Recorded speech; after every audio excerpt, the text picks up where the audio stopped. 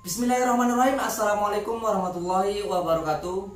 Halo teman-teman, gimana kabar kalian semua? Pastinya baik-baik saja kan? Jadi teman-teman, di video kali ini kami akan membahas atau mengupas sedikit pengetahuan kami mengenai virus corona. Untuk kejelasan lebih lanjut, ada baiknya teman-teman untuk nonton video ini sampai selesai agar informasi yang teman-teman dapat lebih lengkap. Semoga video kali ini bermanfaat untuk kita semua. Selamat menonton.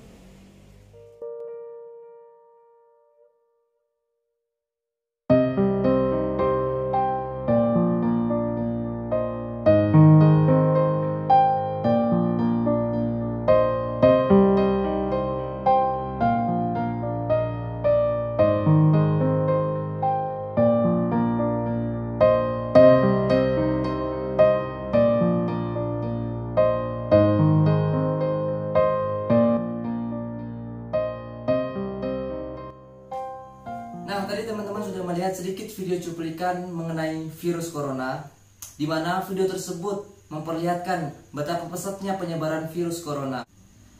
Baru-baru ini virus corona baru muncul dan dikenal sebagai COVID-19 yang memicu wabah di Cina pada Desember 2019 dan menyebar di berbagai negara lain seperti Italia, Prancis, Spanyol, dan negara kita sendiri, negara Indonesia.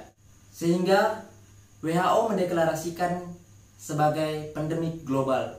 Hingga saat ini belum ditemukannya treatment yang tepat dalam membunuh virus corona, sehingga banyak peneliti mencari alternatif lain untuk mengurangi penyakit COVID-19. Banyak pencegahan yang dapat dilakukan, salah satunya yaitu menjaga vitamin D dalam tubuh. Nah, di sini pentingnya teman-teman, bagaimana sih perannya vitamin D terhadap COVID-19? Teman-teman pada penasaran kan? Mari kita simak bersama-sama. Vitamin D adalah salah satu jenis vitamin larut lemak yang juga dikenal dengan nama lain kalsiferol. Vitamin D terdiri dari dua bentuk, yaitu vitamin D2 dan vitamin D3. Vitamin D2 diperoleh dari makanan, sumber nabati, dan suplemen. Vitamin D3 diperoleh dari paparan sinar ultraviolet UVB yang berasal dari sinar matahari, serta konsumsi makanan seperti ikan berminyak dan makanan yang telah difortifikasi seperti susu, margarin, dan yogurt, serta suplemen. Sumber-sumber vitamin D. Yang pertama, susu. Dua jenis susu, yaitu sapi dan kambing, memiliki kandungan nutrisi yang berbeda, yaitu susu sapi sebanyak 50% dan susu kambing sebanyak 31% dalam satu gelas. Dua, telur. Hanya terdapat di bagian kuning telurnya saja.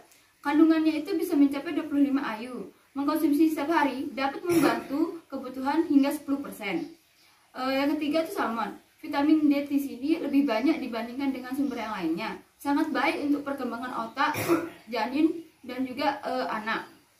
Yang keempat, udang. Vitamin D yang terkandung dalam udang sekitar 129 IU tiap ukuran 80 gram dapat memenuhi kebutuhan tubuh akan vitamin D kurang lebih 32%. Yang terakhir, sinar matahari merupakan sumber vitamin D yang bisa ditemukan secara alami dan gratis, yang mengandung hingga 80% dan didapatkan dengan cara berjemur saat pagi hari dimulai dari pukul 9 sampai dengan 10 selama 15 menit.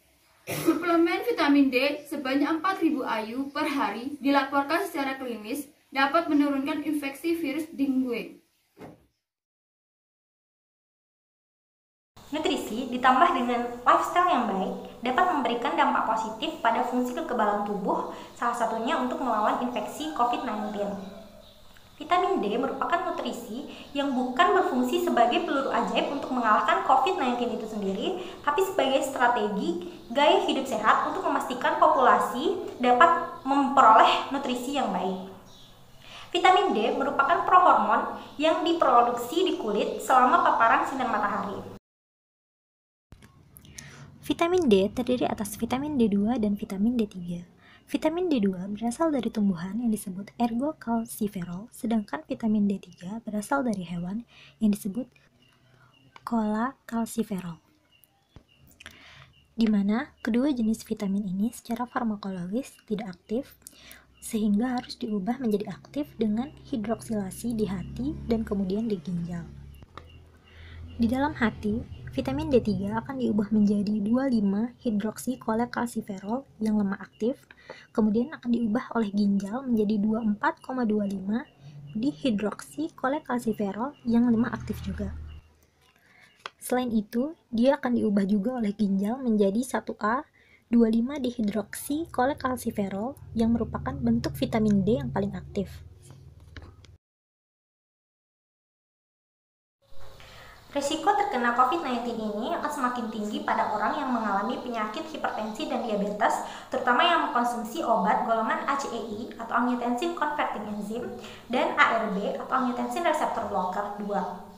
Di mana kedua golongan obat ini akan meningkatkan ekspresi enzim pengkonversi ACE2 yang akan mengakibatkan infeksi parah jika terkena oleh COVID-19. Hipertensi berat pada pasien COVID-19 ditandai dengan sistem renin-angiotensin atau RAS yang aktif, di mana dengan adanya vitamin D melalui jalur ACE2 ini akan membantu menurunkan resiko terjadinya RAS ini.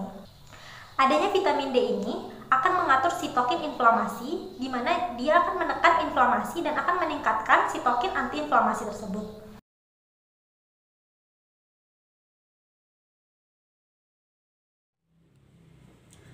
Perlindungan melawan infeksi virus di dalam tubuh disediakan oleh sistem imun bawaan dan sistem imun adaptif.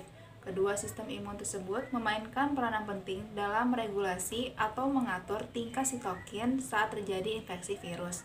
Sitokin di sini adalah respon tubuh oleh sistem imun yang teraktivasi untuk memberikan sinyal ke sel atau jaringan saat terjadi infeksi. Harus diketahui bahwa pada pasien dengan COVID-19 yang parah telah terdeteksi adanya tingkat sitokin yang tinggi atau yang biasa disebut dengan badai sitokin pada pasien. Bagaimana vitamin D berhubungan dengan hal tersebut? Di sini, vitamin D memainkan dua peranan penting. Yang pertama, memperkuat sistem imun bawaan dalam melawan infeksi virus, dan yang kedua, menekan badai sitokin yang dihasilkan oleh sistem imun adaptif. Sehingga, dengan adanya vitamin D yang memainkan peranan penting tersebut, dapat menurunkan resiko terjadinya kasus COVID-19 yang parah.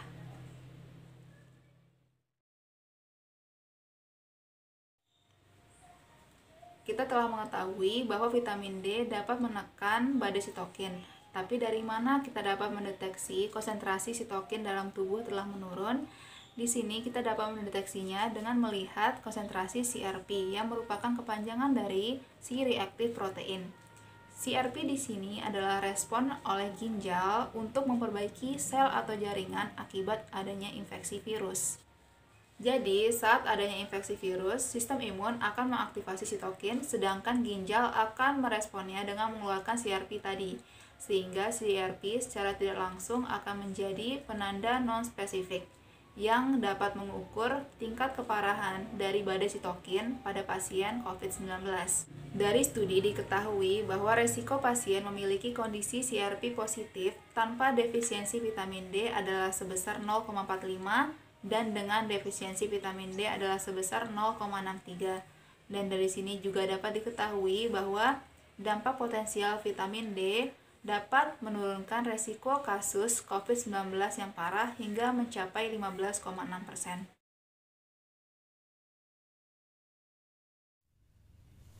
Oke teman-teman, berdasarkan semua ulasan video sebelumnya, dapat disimpulkan bahwa pencegahan virus corona salah satunya dapat dilakukan dengan menjaga keseimbangan vitamin D dalam tubuh yang diperoleh dari berbagai sumber makanan seperti telur, susu, udang, dan lain-lain.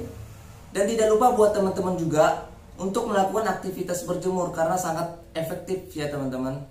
Untuk penyebaran virus corona terjadi di berbagai negara.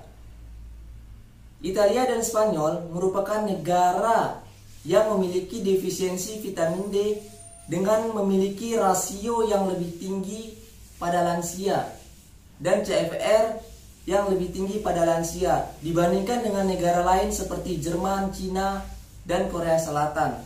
Analisis antar negara juga melakukan screening yang serupa seperti Amerika Serikat, Perancis, Iran, Swiss, dan negara lainnya, menunjukkan bahwa Perancis memiliki defisiensi vitamin D yang lebih parah.